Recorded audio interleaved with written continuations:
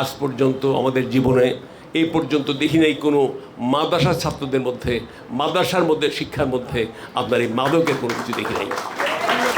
এই মাদ্রাসায় আমরা সত্যিকার অর্থে রাজনীতির একটা ভিত্তি ছিল কেন, যেখানে তখন যারা ছিলেন, অধ্যক্ষ ছিলেন, শিক্ষকবৃন্দ ছিলেন, অত্যন্ত শামসুদ্দিন চাচার মতো মানুষেরা আমরা পেয়েছিলাম, এবং সেই সময় তাদের যে সুপরামর্শ, তাদের যে আপনার অভিজ্ঞতা, এর আলোকে আমাদের রাজনৈতিক জীবনের যে একটা পথ প্রদর্শক তারা ছিলেন, সঠিক পথ দেখাতেন। এবং তখন তাদের মধ্যে কোনো আপনার ইসলাম বিরোধী অথবা ইসলামের পক্ষে সপক্ষে নিয়ে যে একটা বিভাজন, এই সৃষ্টি কখনো তাদের মধ্যে লক্ষ্য আমরা করিনি। তাদের মধ্যে ছিল যে এই মুসলমান জাতি, তা সবাইকে নিয়ে, হিন্দু বৌদ্ধ খ্রিস্টান সব জাতিকে নিয়ে আমাদের বাঁচতে হবে, এবং এই জন্যই আমাদের দেশটা এবং এই দেশের যে শিক্ষা দীক্ষা, বিশেষ করে মাদ্রাসা শিক্ষায় যে অবদান, এবং সেখান থেকে আমাদের প্রমাণিত হয়।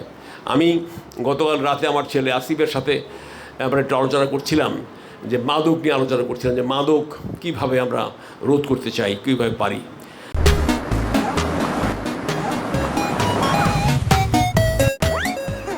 তো মাদক নিয়ে তো আমরা জানি যে কত প্রচেষ্টা হচ্ছে দেশ বিদেশে, তো বটেই, বিশেষ করে আমাদের দেশে আপনার মাদক নিয়ে আমরা খুব উৎকণ্ঠার মধ্যে আছি। সবচেয়ে বড় কথা হলো যে মাদক কাদের মধ্যে, একেবারে নিম্ন পর্যায় থেকে শুরু করে একবারে গ্রামীণ পর্যায়ে। আগে তো আমরা দেখেছি যে আপনার কী বলে, শহরে বন্দরে এলিট ক্লাস যারা বড়দের মধ্যে, ধনীদের মধ্যে, এরা রীতিমতো মাদকের একটা বিরাট মেলা ছিল। কিন্তু সেই তাদের মধ্যে সেটা যে চলে গেছে তা না, তাদের মধ্যে যেটা আছে সেটা প্রকাশ হয় না। কিন্তু সেখান থেকে চলে এসছে একদম নিম্ন পর্যায়ের মতো, একদম তৃণমূল গ্রাম পর্যায় পর্যন্ত সেই মাদক ছেয়ে গেছে। এবং এই মাদকে আমরা আক্রান্ত, এই মাদকে আমরা আজকে মাদক আসক্ত হয়ে গেছে বাংলাদেশের তরুণ সমাজ। তো যে কথাটা বলার জন্য মাদকের কথা উঠালাম, সেটা হলো যে এই মাদকে আমরা দেখেছি স্কুল কলেজ, মাদ্রাসা, স্কুল কলেজ, আপনার যেসব সাধারণ শিক্ষার সমস্ত প্রতিষ্ঠানে মাদক আসক্ত।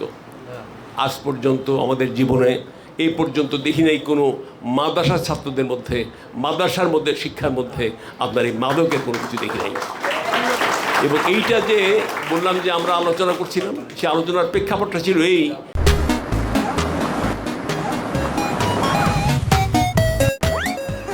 যে কেন তাহলে মাদ্রাসায় নাই।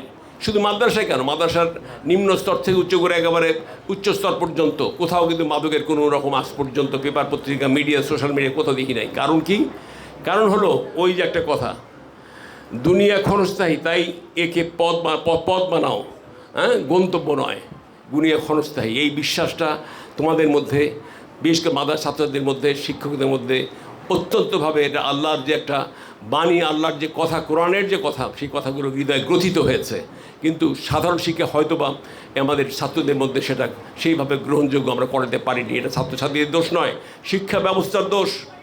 শিক্ষা ব্যবস্থার কারণে আজকে আমাদের এই অবস্থা। আমরা তাই চাই যে এই সরকার, বর্তমান সরকার যেটা করছে সেটা হলো যে সমস্ত শিক্ষার, সাধারণ শিক্ষা, মাদ্রাসা শিক্ষা, সমস্ত শিক্ষার মধ্যে একটা সমন্বয় ঘটানোর চেষ্টা করছে কারিকুলামের মধ্যে।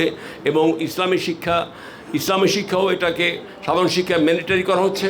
আবার ইসলামী যে শিক্ষা, মাদ্রাসা শিক্ষা, সেখানেও টেকনোলজি বা কারিগরি শিক্ষা এবং এই সমস্ত বিজ্ঞান, সেখানেও এটা ঠিক সমন্বয় করে চমৎকারভাবে একটা সমান্তরাল শিক্ষা ব্যবস্থা আমাদের সরকার সিদ্ধান্ত নিয়েছে।